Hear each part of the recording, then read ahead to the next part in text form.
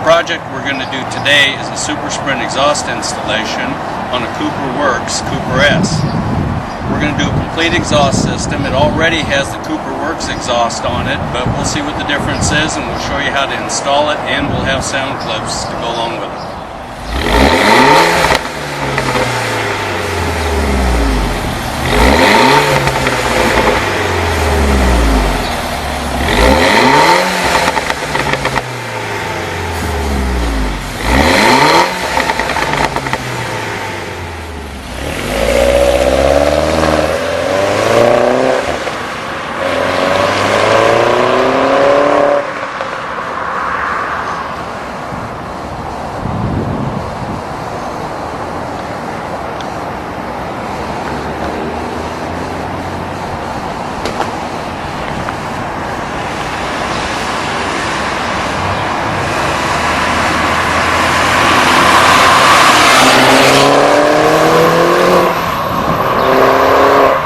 Here we are underneath this Cooper S, and it's a pretty straightforward exhaust system. It runs right down the center of the vehicle, out the back. It has a single muffler in the rear.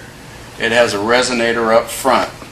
What's interesting about the system is the center pipe goes into a Y connector, and then the muffler is 2 in and 2 out. I don't like that design. On the Super Sprint, we've got a better design where we're going in with 2, and there's a larger Y section inside the muffler that splits out into 2. It gives you a little bit more of a free flow Y characteristic right out the back of the vehicle. The can is also a crimped rolled edge design, which if there's ever any leaks, when these edges are not welded and it's just rolled over like a coffee can, they will leak at some point. The nice thing is the exhaust is all stainless steel. Another thing that you might be aware is the factory tubing started off with 55 millimeter outside diameter, and in some cases it's actually crushed down to 52 millimeter diameter tubing. The Super Sprint exhaust system is 60 millimeters from front to back. As we move forward, you'll notice the resonator has the same design as the rear muffler. It's crimped edges, folded over. Then we come forward, and the thinnest part that I found, the most crushed component, is right under the subframe here, where it actually goes down to about 52 millimeters. So when one piece of a pipe gets crushed down to 52, it's essentially no more free-flowing than 52 millimeters from front to rear. Mini Coopers opted to use an accordion thermocoupler here, which later on I'll show you what a thermocoupler versus a ball socket design of a flex coupler should look like. And then they've got a typical V-shaped V-band that holds the 2 units together and then goes up to the up pipe. Okay, to install a new exhaust system, we've got to first remove the old one. We've got 2 hangers at the rear that we're going to pull off. We have a cross brace in the middle. Just in front of the resonator we have 2 more hangers, and then we got a V-band at the very front. These will come off with screwdrivers. Looks like we've got about a 10 millimeter bolt. There'll be 4 of them that hold the plate on, actually 6. And then at the rear we can either take the brackets off the body, or we can just slip the hangers off the hanger points. We've already removed the V-band at the front. Now we're going to remove these 2 hangers on each side. That can be done by prying gently against the sway bar with a large screwdriver or a pry bar. You'll do the same on the other side.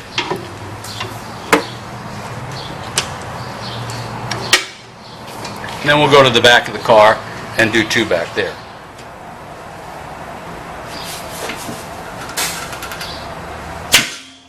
Here we have the 2 exhaust systems side by side on the ground, so we can do a little bit of comparisons.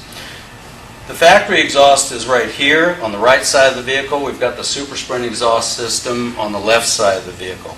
A couple of differences that they have is the factory uses an accordion style coupler, flex coupler, that's designed to allow the engine to move independent of the exhaust. Super Sprint uses a ball socket design, which is far superior. It gives you a lot more movement. Obviously when these bolts are tight, it's more resistance, And if a seal goes bad, the only thing you have to replace is the seal that fits right inside of this ball socket right here. When this unit goes bad, it breaks and you get an exhaust leak. Both systems are designed to use the factory V-band, and there's a factory seal that you can reuse if it's not damaged, or you can purchase a new one.